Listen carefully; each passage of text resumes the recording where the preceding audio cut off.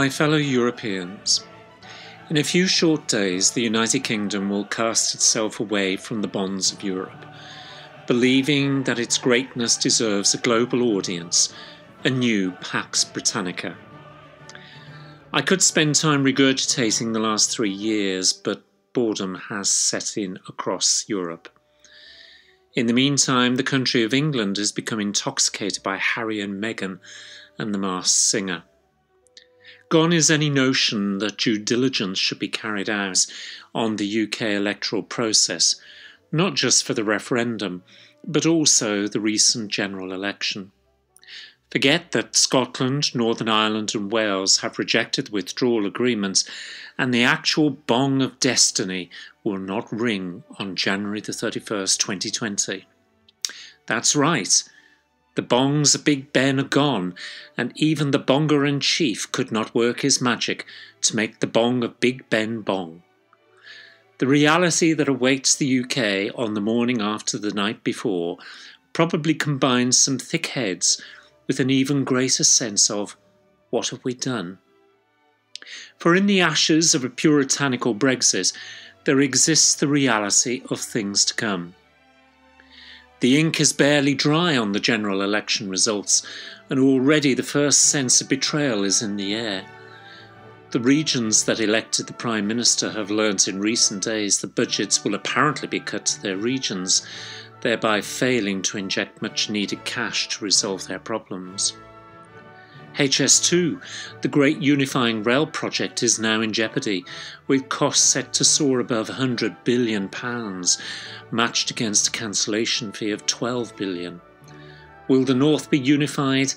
Will it be linked to the prosperous South?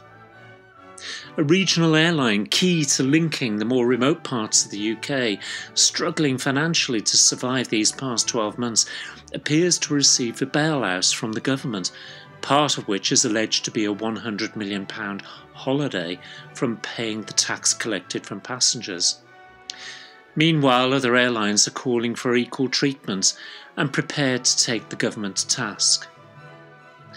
The BBC, already under criticism this past 3 years, now appears to be on the verge of a radical makeover. Fears are palpable about the designs of the Prime Minister and the unelected one who sits at his side.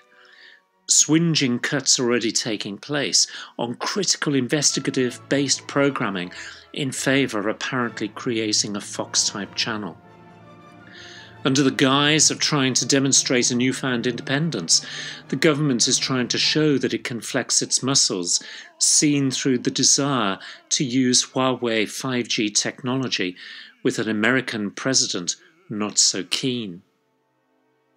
Amongst all of this now rests the uncertainty of the next 12 months and beyond.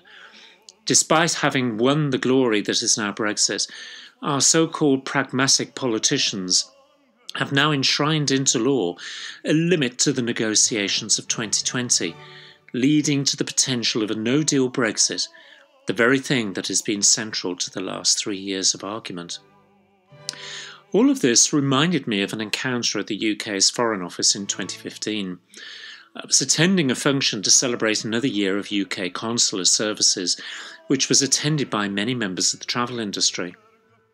As I was leaving and collecting my coat, 2 rather bloated white men were collecting their coats from FCO staff.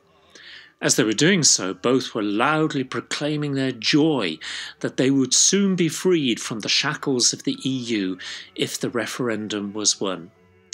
Their anti-EU views continued ad nauseum, much to the embarrassment of the FCO staff. Without hesitation, I found myself countering their views by asking them what future they were seeking for the country: to become the 51st state, or to simply drift off into the Atlantic. Since the referendum, I've often thought about those 2 men and wondered if they truly understood the implications of their excitement, or indeed their own history. For me, being European began the day I was born. I am a child of 2 nations, a young man who grew up in 2 worlds, a man who has embraced a European identity.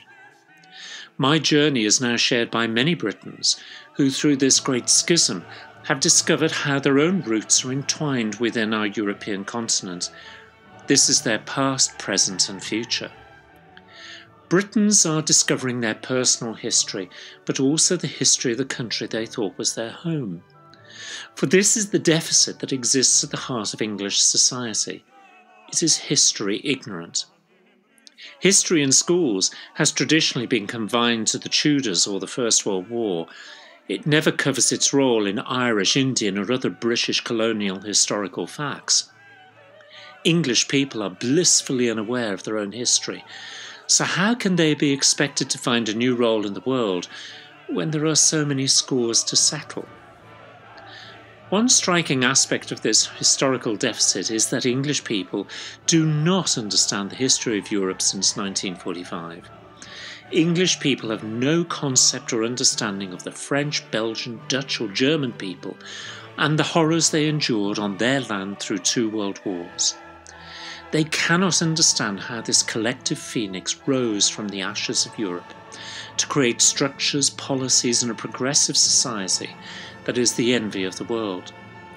They cannot understand because they've never been taught, and it appears they lack the motivation to learn. The referendum and now the Brexit to come has unleashed an unpleasant English nationalist intolerance that is openly embraced with accusations of those who challenge such behaviour as being either too politically correct or snowflakes. These are all harsh words and observations, but they offer an insight into the psyche of the English soul in the days ahead. As the United Kingdom seeks some form of post-referendum unity, that unity is thwarted by a press that only thrives by sowing the seeds of disunity, the English us versus them argument. The road ahead is now peppered with a strongly resurgent Scottish desire for independence, an Irish nation, both north and south of the border, beginning to embrace the idea of a united Ireland, and a rise in Wales for the idea of independence. The purists of England will not be able to control the forces they have unleashed, not that they think that they want to control such forces. These are the forces of sovereignty and an idea that is Europe. This is ultimately a journey toward an independent England and the glory of the cross of St. George. That is the St. George of Greek descent, a soldier in the Roman Empire and venerated by Christians and Muslims alike in the Middle East. A true Englishman. I certainly don't expect the 1st of February 2020 to rain havoc upon the United Kingdom. The seduction and realities of Brexit will take much longer. As this constitutional chaos takes shape, we should think about that metaphorical bong of destiny. It signals not a departure, but the beginning of a return. Until the next time, take care.